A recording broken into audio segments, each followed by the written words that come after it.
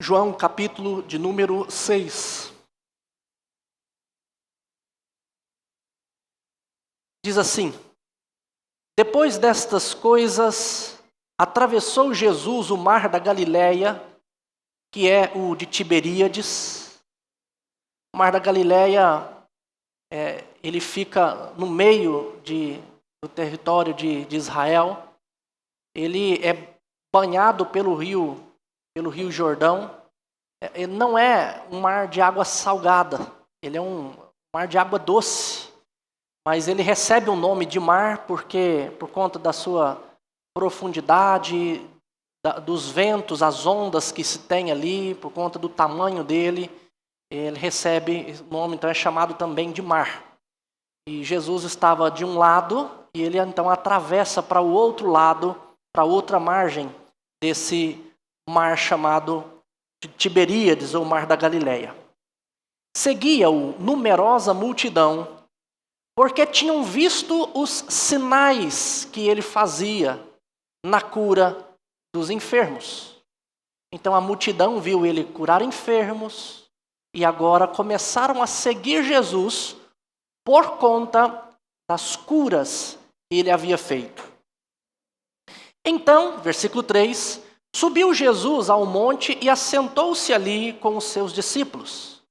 Ora, a Páscoa, festa dos judeus, estava próxima. Então Jesus, erguendo os olhos e vendo que grande multidão vinha ter com ele, disse a Felipe: Onde compraremos pães para lhes dar de comer? Mas dizia isso para o experimentar, porque ele bem sabia o que estava para fazer. Respondeu-lhe Filipe: Não lhes bastaria 200 denários de pão para receber cada um o seu bocado, o seu pedaço? Ou seja, em torno de 200 dias de trabalho para conseguir comprar pão para aquela gente toda. Com essa frase, Filipe mostra quanto que humanamente seria impossível eles, os discípulos, saciarem aquela multidão toda. Versículo 8. Um de seus discípulos, chamado André, irmão de Simão Pedro, informou a Jesus: Está aí um rapaz que tem 5 pães de cevada e 2 peixinhos. Mas isto, o que é para tanta gente? Então André diz: tem aí um rapaz, ele tem 5 pães, 2 peixinhos, mas o que isso é para tanta gente?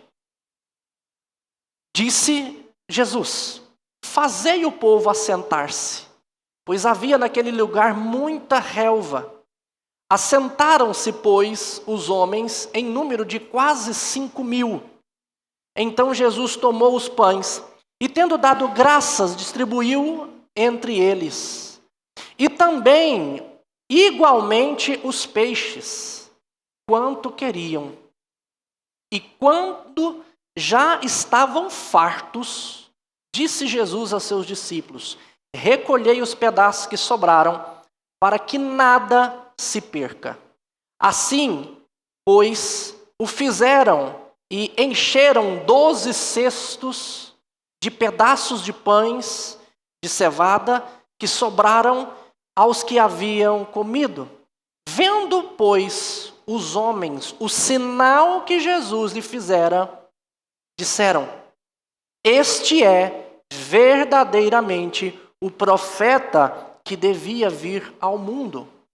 Sabendo, pois, Jesus que estavam para vir com o intuito de arrebatá-lo para o proclamarem rei, retirou-se novamente sozinho para o outro monte. Além do pão, meus irmãos, o rei que sacrificou tudo para te saciar. Além do pão. Quantos de vocês já sentiram aquela fome insaciável? Quando eu estou falando aqui de fome, não é simplesmente uma fome física que um bom prato de comida pode saciar. Eu falo de uma fome mais profunda. Fome que parece nunca ser aplacada por nada. É a fome por significado neste mundo caótico, sabe? Quando a gente tem desejo de encontrar um significado de vida para nós. É uma sede de paz em meio à ansiedade. Sabe quando você corre de um lado para o outro, ansioso por tantas coisas, e aquele desejo de encontrar paz. O desejo ardente por uma satisfação que dure. Porque quanto mais a gente busca satisfação, parece que logo a gente está insatisfeito de novo. É uma sede ou uma fome também por uma alegria que não se vai. Sabe, não é aquela alegria que de repente eu tenho num final de semana ou em 2 dias, mas logo a tristeza vem novamente. O fato é, meus irmãos, que nós corremos de um lado para outro, de experiência para outra, de um relacionamento para outro, de uma conquista para outra, sempre buscando preencher vazio em nós. Uma inquietude na alma que parece que não passa. Como a multidão que se aglomerava aqui em volta de Jesus há 2000 anos ali no mar de Tiberíades, atraída pelos milagres de Jesus, mas ainda com uma necessidade imediata de saciar a sua fome de pão, também nós muitas vezes buscamos soluções humanas para as nossas fomes mais profundas. A gente quer saciar a nossa alma e a gente busca isso por Jesus. Nós olhamos para os nossos recursos limitados, para os nossos 5 pães e 2 peixinhos e concluímos, como o discípulo Filipe concluiu, nós não temos o suficiente para saciar a nossa vida, para comprar aquilo que nós necessitamos. Mas e quando o divino encontra o humano? O que acontece quando Jesus se coloca a nós como aquele que pode ir além das nossas próprias expectativas? O que eu quero mostrar para vocês hoje, ou tentar mostrar para você hoje, é para você olhar além do pão físico, além do milagre que está diante dos nossos olhos, ir além do que está aqui mostrado a nós. Porque nós aqui somos confrontados pela insaciável fome humana e pela percepção deturpada das provisões de Jesus. Porque, embora pareça que aquelas pessoas tivessem entendido quem é Jesus, ao longo de todo o capítulo 6, nós percebemos que eles não entenderam, eles não conseguiram olhar além do milagre e olharam para Jesus de uma maneira deturpada. E a resposta que nós vemos aqui de Jesus nos revela que ele não somente dá o pão, mas ele é o pão, só que ele é o pão da vida, que sacia a nossa vida o tempo todo. E há algumas verdades aqui no texto que eu gostaria de destacar com vocês, tentando conduzi-los a enxergar além do milagre, a olhar para frente. E a primeira verdade trata da fome insaciável da humanidade. A fome insaciável da humanidade. Nós vemos aqui um cenário de necessidade. A multidão e a busca por saciedade que nós vemos aqui, milhares seguindo Jesus. O texto diz que eram quase 5.000 pessoas atraídos pelos sinais de Jesus, mas famintos. Essa era uma necessidade que eles tinham ali urgente. E a representação da condição humana aqui, buscando preencher vazios, desejos, carência, é isso que as pessoas sofrem, é isso que as pessoas enfrentam o tempo inteiro. Nós desejamos coisas para o nosso futuro, nós desejamos morar na glória, mas também nós temos necessidades agora urgentes e o tempo todo nós buscamos Jesus por elas. E muitas pessoas buscam assim também. Buscamos pelos relacionamentos, buscamos por várias coisas neste mundo.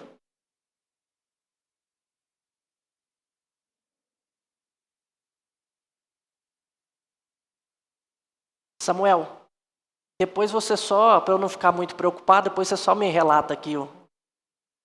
Provavelmente Dona Lúcia está passando mal. Mas então, irmãos, nós estamos numa constante busca pelo pão diário, o pão que nós necessitamos. Então, é uma ansiedade, é uma tristeza, é um problema de relacionamento, é uma dificuldade financeira, são tantas coisas que nós buscamos cotidianamente. E nós vemos esse cenário de necessidade o tempo todo diante de nós. E nós vemos aqui também uma contabilidade humana limitada. Porque Filipe aqui, nós vemos Filipe vendo a impossibilidade de ajudar, de suprir a necessidade daquela gente. Então, a lógica humana aqui de Filipe é o seguinte: não tem jeito de alimentar esse povo. Não tem jeito. E a nossa tendência, meus irmãos, é olhar para os nossos próprios limites e declarar situações impossíveis. Quantas vezes nós olhamos para um casamento, casais olham para o casamento que está quase se desfazendo, ou então, aos seus olhos, já se desfez. E eles dizem, é impossível restaurar isso. Quantos relacionamentos entre pais e filhos já passaram-se às vezes anos e anos de amargura, e nós olhamos para isso e com a nossa mente limitada e a contabilidade humana nós dizemos, não há recursos para restaurar. Quantas vezes nós olhamos para as nossas situações e não conseguimos enxergar solução? A falha em reconhecer que os nossos esforços são sempre insuficientes para necessidades mais profundas. Nós sempre falhamos em analisar, porque nós analisamos numa ótica humana. E esse texto também aqui mostra para nós uma tragédia de escassez que nós temos. Nossas soluções sempre são insuficientes. É interessante que Filipe já diz, olha, não tem jeito.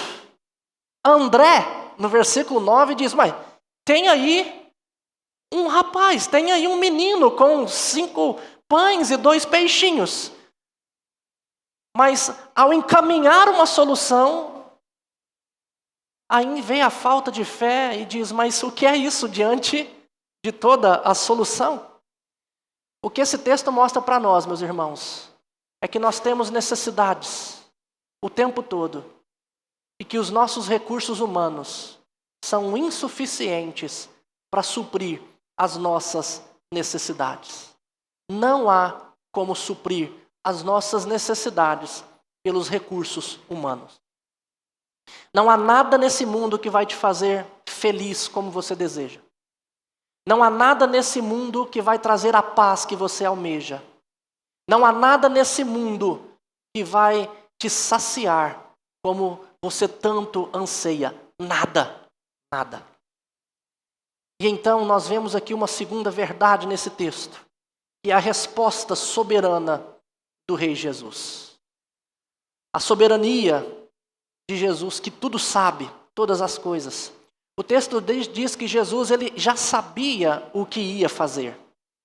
Observe, João, aí no versículo 6 de João, ele vai dizer, quando ele disse para Filipe, né, como que nós vamos ajudar essa multidão, versículo 6 diz, mas dizia isso para o experimentar, porque ele bem sabia o que estava para fazer.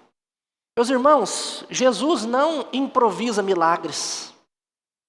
Ele revela um plano perfeito que já existia antes mesmo da fome começar a gritar naquelas pessoas. Portanto, de todas as nossas necessidades, Jesus sabe muito bem. Ele não é pego de surpresa em nada que acontece na nossa vida. Talvez a gente, em muitos momentos da vida, a gente pense que Jesus se esqueceu de nós, nos abandonou, ou que Ele não se importa conosco, mas não é assim. Ele sabe de todas as coisas e Ele tem um plano divino, mesmo quando nós não enxergamos a possibilidade, ou quando nós vemos só algo impossível. Portanto, meu querido e amado irmão, não importa o quanto você veja situações impossíveis, ou quão impossível é aos seus olhos uma situação A ou uma situação B, não importa. O que importa é que o Deus que nós servimos, Ele sabe de todas as coisas, e Ele nos garantiu que estaria conosco todos os dias.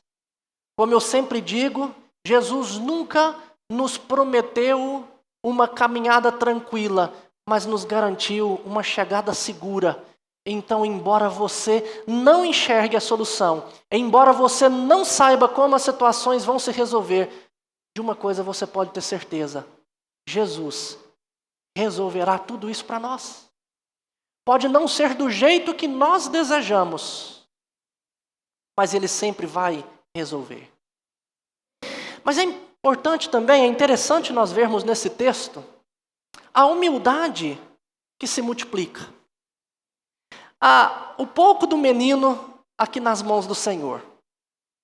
A oferta parece insignificante diante daquela multidão, não é mesmo? O que André diz? Olha, Senhor, tem aí um menino com 5 pães e 2 peixinhos. Mas o que são 5 pães e 2 peixinhos diante de uma multidão toda como essa? Então, a oferta é insignificante, mas a demonstração de que Deus usa o que é pequeno e fraco para manifestar o seu poder é muito importante para nós. Meus irmãos, quantas vezes nós achamos que aquilo que nós podemos fazer ou aquilo que nós temos é insignificante diante das coisas? Como André, olha, o que são esses 5 pães e 2 peixinhos? Olha, para nós, para aquela multidão, olhando puramente de maneira humana, não era nada. Mas nós vemos que nas mãos de Jesus, as poucas coisas podem se transformar em muito, porque Ele é o Deus Todo-Poderoso que pode fazer todas as coisas. Jesus toma os pães da graça, distribui, e o milagre da provisão aqui é superabundante. O texto diz que todos comeram e ainda sobrou. 12 cestos foram juntados ainda com um pedaço. Não é à toa, meus irmãos, que o texto diz que todos comeram quanto quiseram e sobrou desse tanto. A ênfase disso é para mostrar que quando Jesus, Ele sacia algo da necessidade humana, Ele não faz pela metade e não é um pouquinho só, Ele faz de maneira superabundante. É por isso que Paulo nos ensina que onde abundou o pecado, superabundou a graça, ou seja, a graça de Deus é sempre maior, sempre muito maior, bem maior do que as nossas dificuldades, do que os nossos pecados, do que tudo que nós necessitamos nessa vida. Quantas vezes, ao invés de nos apresentarmos a Jesus de maneira humilde com aquilo que temos ou aquilo que somos, nós acabamos achando que eu não sirvo para nada, a minha contribuição é muito pouco na igreja, seja com um dom, seja com dinheiro, ou seja com tempo, ou seja com o que for. Quantas vezes a gente olha para nós e pensa dessa maneira? Mas aqui nós aprendemos que nas mãos de Cristo Jesus, 5 pães e 2 peixinhos é o suficiente para alimentar uma multidão de quase 5.000 homens.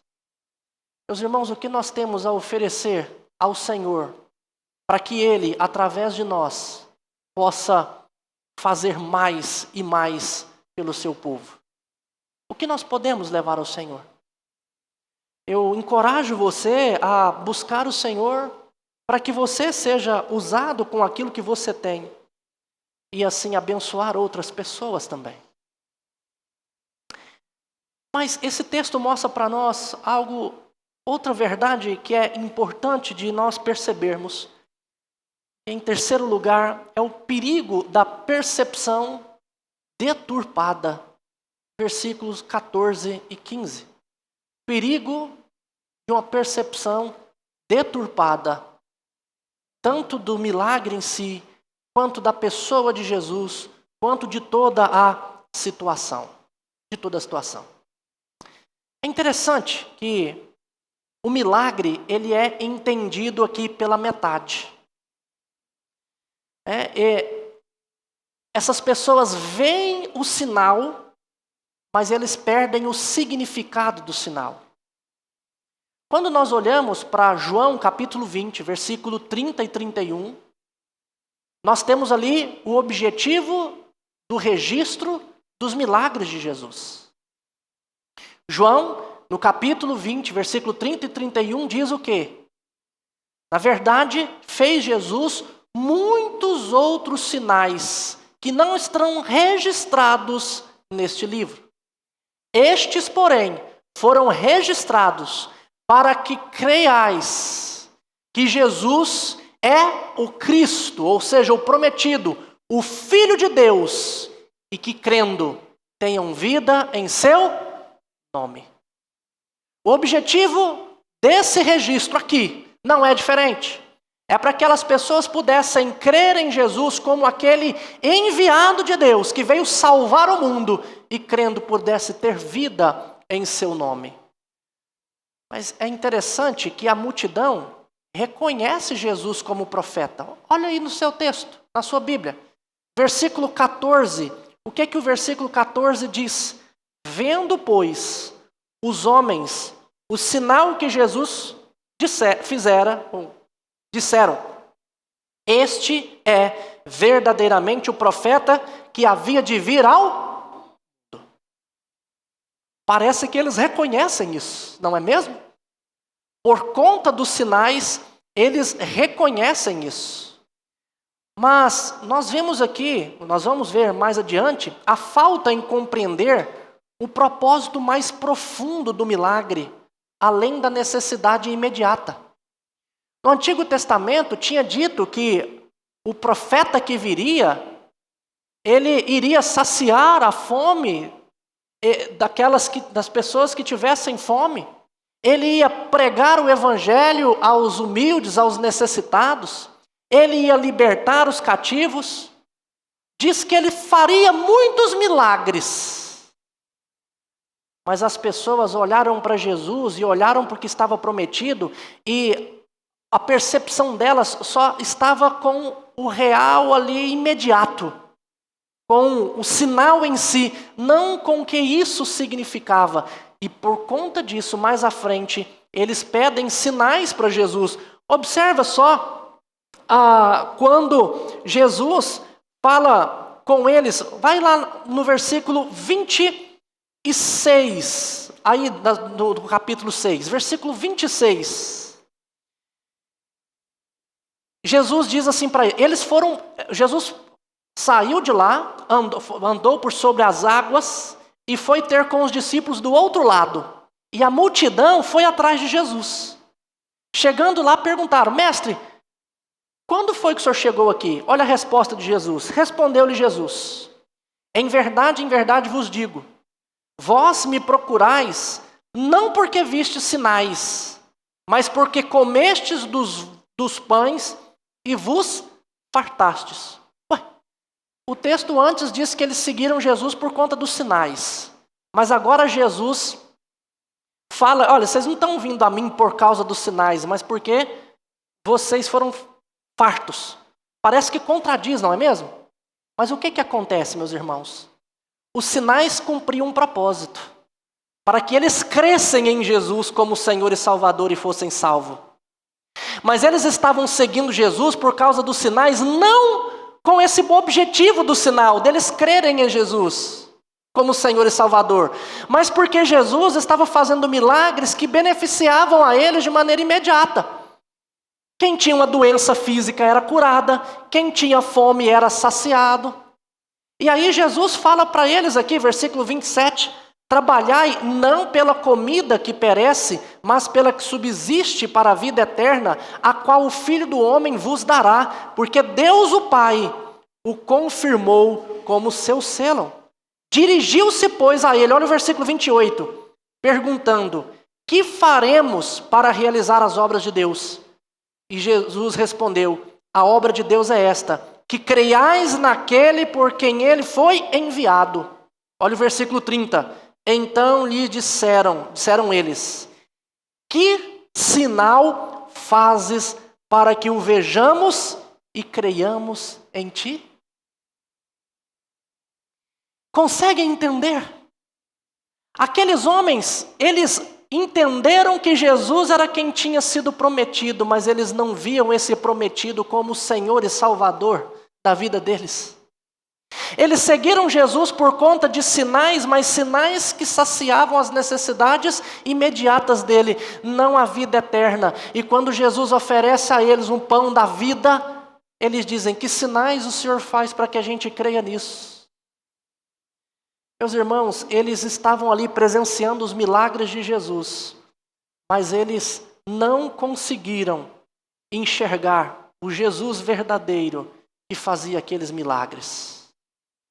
Portanto, nós vemos uma percepção deturpada daquilo que, de como eles enxergavam Jesus.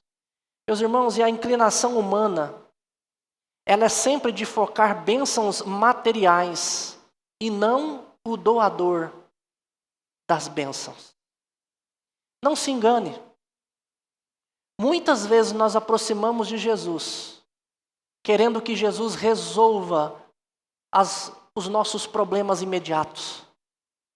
A razão da minha busca por Jesus, muitas vezes, ou nem sempre é pela vida eterna, que só Ele pode me dar. A nossa busca por Jesus, muitas vezes, é porque eu quero que Ele abençoe meu casamento, que Ele abençoe o meu trabalho, que Ele abençoe a minha carreira profissional, que Ele abençoe a minha vida aqui e agora. E a nossa busca por Cristo Jesus muitas vezes se limita a isso. Nós vivemos em um país em que as igrejas onde são ofertados bênçãos em nome de Jesus estão cheias. Mas as igrejas onde se prega que nós somos pobres, miseráveis, que não merecemos nada de Deus, mas recebemos de graça a salvação que Cristo conquistou, têm sido esvaziadas.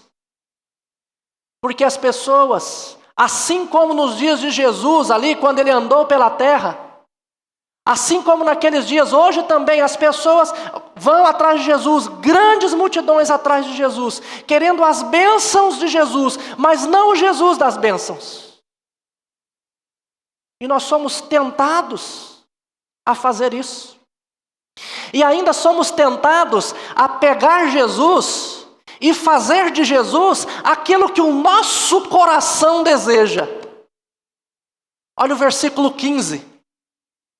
Versículo 15 do nosso texto diz que, sabendo, pois, Jesus, que estavam para vir com o intuito de arrebatá-lo para proclamar o rei, retirou-se novamente sozinho para o monte.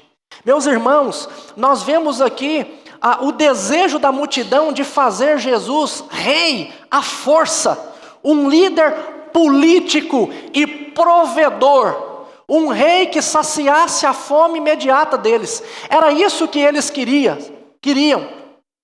Nós vemos a tentativa de encaixar Jesus nas expectativas deles. E quantas vezes nós fazemos isso? Nós dizemos que confessamos Cristo Jesus como nosso Salvador, mas nós não queremos Jesus como nosso Senhor.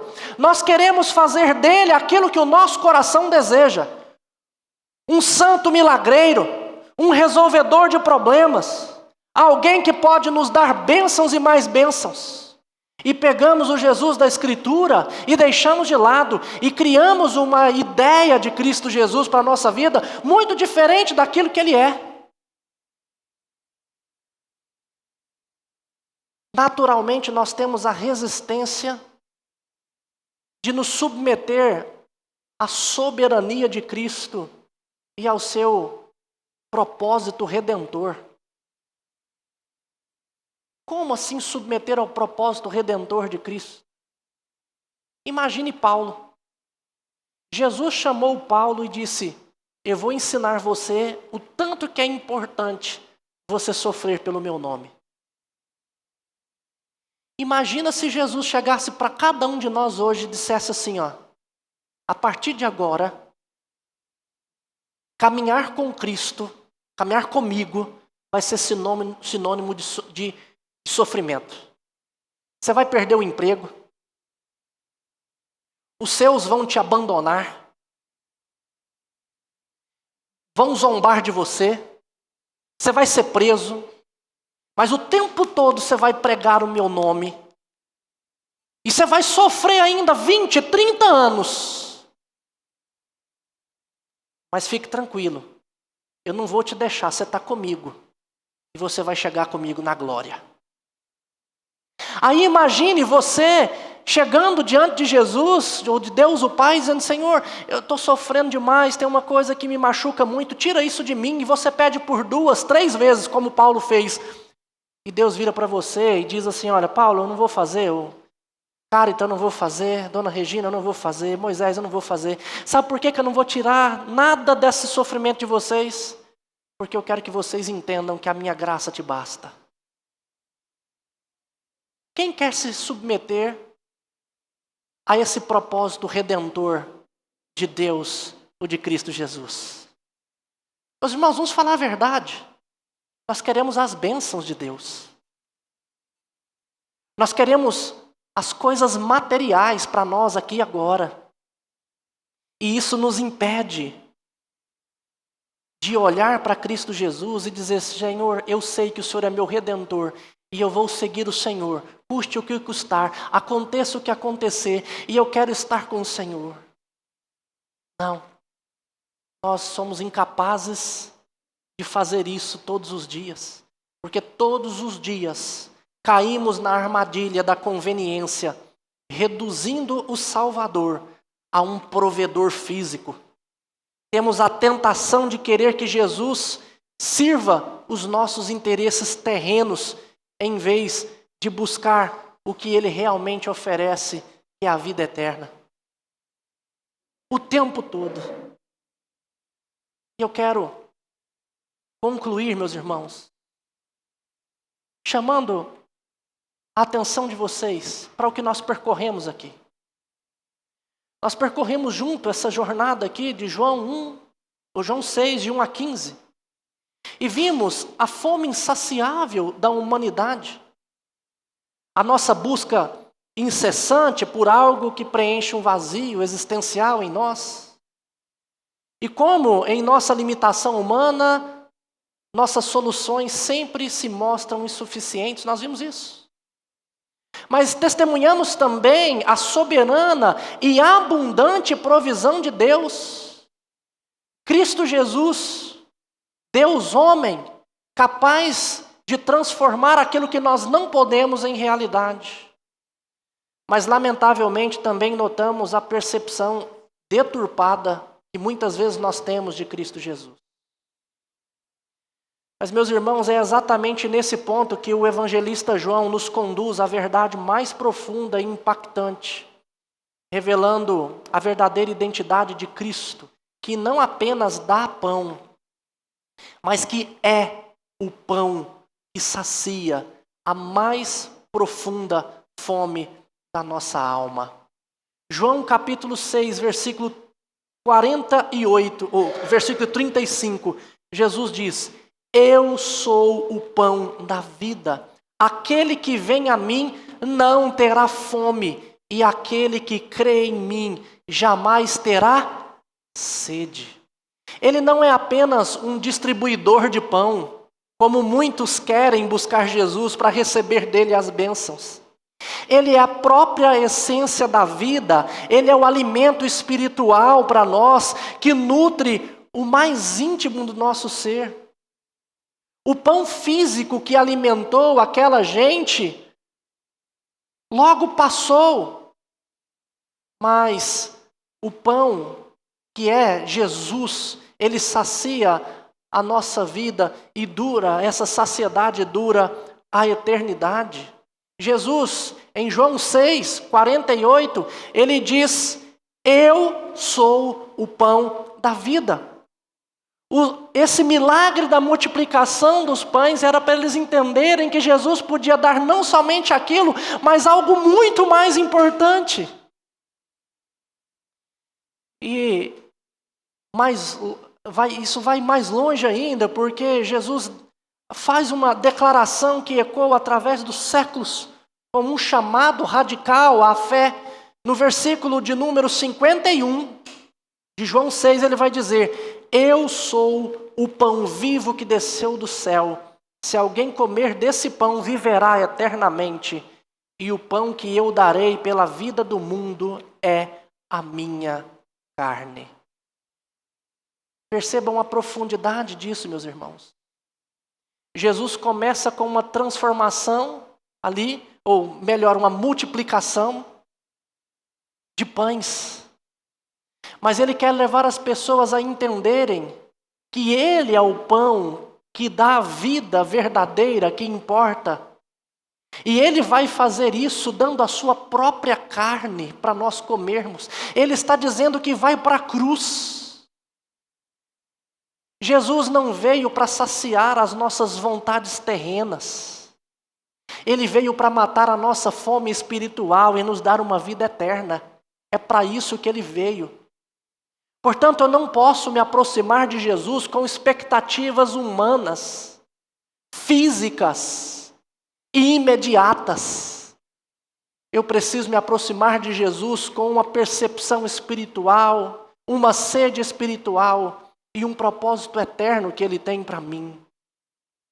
Esta é a grande verdade, meus amados. E Jesus diz, no versículo 53 a 56 de João, ele diz: em verdade vos digo, se não comerdes a carne do Filho do Homem e não beberdes o seu sangue, não tendes vida em vós mesmo. Quem come a minha carne e bebe o meu sangue tem a vida eterna, e eu ressuscitarei no último dia. Porque a minha carne é verdadeira comida e o meu sangue é verdadeira bebida. Quem come a minha carne e bebe o meu sangue permanece em mim e eu nele. Quando nós participamos da ceia, nós comemos e bebemos de Cristo Jesus. Isso quer dizer uma relação íntima com Ele. O que Jesus quer nos ensinar é que nós só podemos ter vida e vida eterna quando nós temos uma relação íntima com Cristo Jesus, de participar da mesa com Ele, comer dele e beber dele. Mas ao final de tudo, meus irmãos, a pergunta que arde em nossos corações e que ecoa desde a Galileia até os nossos dias é, e eu pergunto a você, que tipo de pão você tem procurado em Jesus? Que tipo de pão você tem procurado em Jesus? Você o busca como um resolvedor de problemas temporários? Um provedor de milagres? Ou melhor, de migalhas que perece? Ou como o próprio pão da vida, que oferece a vida eterna e saciedade para sempre? Como você tem procurado Jesus? Meus irmãos, é a grande e dolorosa ironia da nossa era. Incontáveis almas que se aproximam de Jesus, mas persistem famintas, voltando para casa vazias. Quantas e quantas vezes nós vamos à igreja e voltamos para casa vazios? Não porque Jesus é insuficiente, mas porque nós o buscamos pelo pão que perece. Nós o buscamos pelas bênçãos. Nós começamos a transformar o Senhor da glória em um mero resolvedor de problemas temporários, um faz tudo de conveniência. Nós confundimos o pão da vida com um simples delivery, sabe? Que você liga e pede para as nossas urgências mundanas. Estou com fome, não tenho como fazer nada agora, pede um delivery. Nós muitas vezes nos aproximamos de Jesus a isso. Nós reduzimos a eternidade à próxima conta a pagar, à próxima doença a curar, ou ao próximo desejo a ser satisfeito. Reduzimos o que é eterno a essas coisas. Oh, o perigo de se contentar com as migalhas, meus irmãos, do imediato e perder o banquete eterno, ele é muito grande. Eu busco Jesus por questões imediatas, por questões aqui. Muitos querem apenas o milagre físico, mas ignoram o milagre da transformação da alma que só o pão da vida pode dar. Eu te convido hoje a não buscar mais um rei que sirva você de pão ou sacie a sua necessidade imediata, mas um Cristo Jesus, que vai além das nossas expectativas e supre a nossa necessidade, não imediata, mas a nossa necessidade eterna. Somente Cristo Jesus pode saciar a nossa alma, meus irmãos. Ele oferece o pão da vida. Como eu disse no começo, no início aqui, nós falamos sobre ir além do pão. Aquele que deu a própria vida para nos saciar. Esse Cristo Jesus, meus irmãos, ele não veio saciar as nossas vontades imediatas, mas os nossos desejos eternos.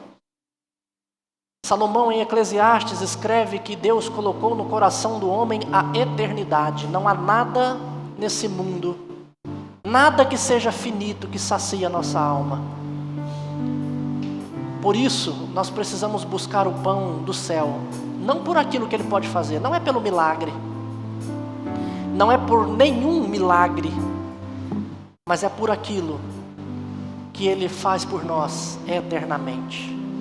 Cristo levou sobre si as nossas dores, Ele levou sobre si as nossas transgressões, o castigo que estava sobre nós, Ele levou para que a gente pudesse ter paz. Se nós não temos encontrado essa paz em Cristo Jesus, é porque a gente não tem buscado Jesus por aquilo que Ele é, mas por conta daquilo que Ele pode me dar aqui e agora. E esse é o problema.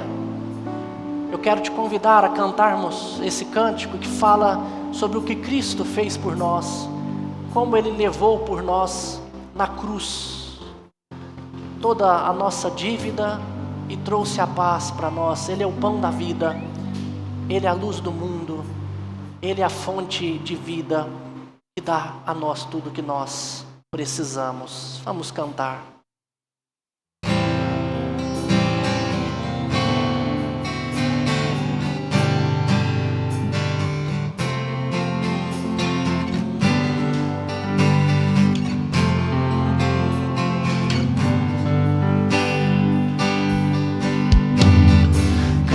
Levou sobre si as nossas dores, Ele levou sobre si as nossas transgressões.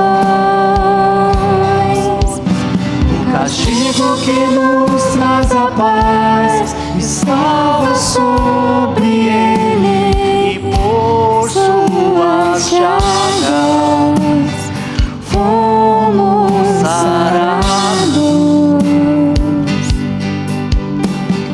Ele tomou sobre si as nossas maldições. Ele sofreu para que tivéssemos perdão. O seu sangue derramou para nos resgatar das trevas e nos lavar de toda iniquidade. Jesus, pão da vida. Jesus, luz do mundo, príncipe da paz, maravilhoso conselheiro, fonte de eternidade e amor. Jesus, Deus Emanuel. Jesus, Santo dos Santos, árvore da vida, rio que brota do trono de Deus, alegria profunda. Vamos nos colocar de pé, cantar Jesus, pão da vida. Pão da vida. Pão da vida. Jesus, a luz do mundo. Jesus,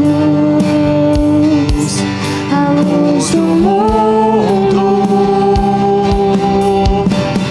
Príncipe da paz, maravilhoso conselheiro, fonte de eternidade e amor.